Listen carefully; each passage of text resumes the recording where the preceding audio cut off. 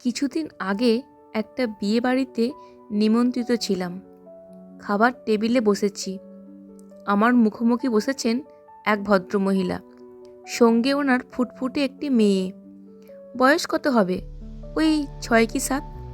দেখতে বেশ মিষ্টি। মেনু কার্ডটা টেবিলের উপরে রেখে ওই ফুটফুটে মেয়েটি আপন মনে পড়ে চলেছে। পোলাও আছে দেখে ওই ফুটফুটে মেয়েটি খুব খুশি। পোলাও খেতে যে খুব সে ভালোবাসে সেটা তার মাকে বারবার বলে যাচ্ছে। হঠাৎ আমার নজরে পড়ল মেয়েটির হাতের দিকে। মেয়েটির কবজি থেকে আঙুল পর্যন্ত ওই অংশটুকু দুটো হাতেই নেই। দেখে কেমন যেন মনটা খারাপ হয়ে গেল। ওই অতটুকু সুন্দর ফুটফুটে মেয়ে, অথচ তবে শারীরিক প্রতিবন্ধকতা যে মেয়েটিকে কাবু করতে পারেনি, তার ওই কথাবার্তা শুনে বুঝতে পারা যাচ্ছে আর 5টা বাচ্চার মতো একদম স্বাভাবিক। যাই হোক, খাওয়া দাওয়া চলছে। মেয়েটির মা মেয়েটিকে খাইয়েও দিচ্ছে, নিজেও খাচ্ছে। আর ফুটফুটে মেয়েটি বেশ আনন্দ সহকারে খেয়ে চলেছে। নানান কথাবার্তায় ততক্ষণে সে সবার নজর কেড়েছে। হঠাৎ পাশের টেবিল থেকে অন্য এক ভদ্রমহিলা বলে উঠলেন, আপনার মেয়ে কি জন্ম থেকে বিকলাঙ্গ? হ্যাঁ, জন্ম থেকেই। কথাটা বলে সেভাবে আর পাত্তা দিলেন না। অপরদিকে ওই ভদ্রমহিলা উসখুস করছিলেন আরও কিছু বলার জন্য। সেভাবে সুযোগটা হচ্ছিল না। ফুটফুটের পাকা পাকা কথায় আশেপাশের সকলেই বেশ আনন্দ উপভোগ করছে। খাওয়া দাওয়া তখন শেষের পথে। শেষ পাতে আইসক্রিম আসতেই ফুটফুটে মেয়েটি বলে উঠল, আমার কিন্তু 2টো চাই।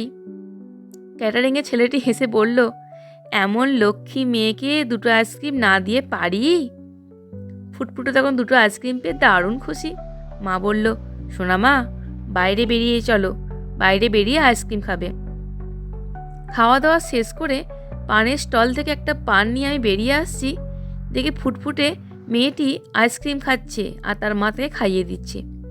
ইতিমধ্যে ওই ভদ্রমহিলা, যিনি কিনা বিকলাঙ্গ বলে সম্বোধন করেছিলেন, উনি তখন ওই বাচ্চার সামনে গিয়ে দাঁড়িয়ে ফুটফুটে মেয়েটির মায়ের দিকে তাকিয়ে বললেন, ইস, আপনার কত কষ্ট তাই না, প্রতিবন্ধী বাচ্চাকে নিয়ে সারা জীবন।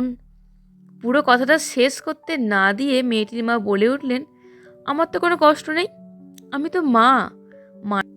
মায়েদের 2টো হাত থাকলেও মায়েরা কিন্তু 10 হাতে সব সামলাতে পারে। আমি বরং বেশ খুশি আমার মেয়ের হাত না থাকতে পারে।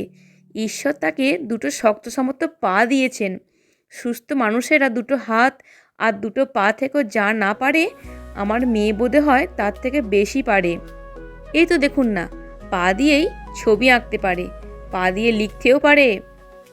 আশা করি আরও অনেক কিছু পারবে ভবিষ্যতে। সবে তো 6 বছর ওর। মেয়েরা পারে না এমন কিছু কি আছে? মেয়েরা যে মায়ের রূপ। সমস্ত প্রতিবন্ধকতাকে দূরে সরিয়ে দিয়ে সব কিছু জয় করতে পারে। আপনারা আশীর্বাদ করুন ও যেন জীবনে এগিয়ে যেতে পারে। আর জানেন তো, আমার মেয়ের জন্য আমার ভীষণ গর্ব হয়। ওর জন্যই তো আমি মা ডাক শুনতে পাই। ও আমাকে আমার মাতৃত্বের জন্ম দিয়েছে। আমাকে যে আমার সবটুকু দিয়ে পারতেই হবে ওর জন্য। ওর মতো যদি আমার আরও একটা বাচ্চা থাকতো, তাহলেও আমি একইভাবে গর্ব অনুভব করতাম। কথাগুলো শুনে কি যে ভালো লাগলো, বলে বোঝাতে পারবো না। সত্যি মনটা একটা অদ্ভুত প্রশান্তিতে ভরে গেল। মা মানেই এক অপরিসীম শক্তির আধার। মা যে এই পৃথিবীর সবথেকে বড় যোদ্ধা। তাই মায়েরা পারে না এমন কিছুই নেই পৃথিবীতে। সত্যি কথা বলতে, প্রতিবন্ধকতা শরীরে বাসা বাঁধে না। মনে যখন প্রতিবন্ধকতা আসে, তখন প্রতিবন্ধীকে মানুষ বলেই ভাবতে পারি না।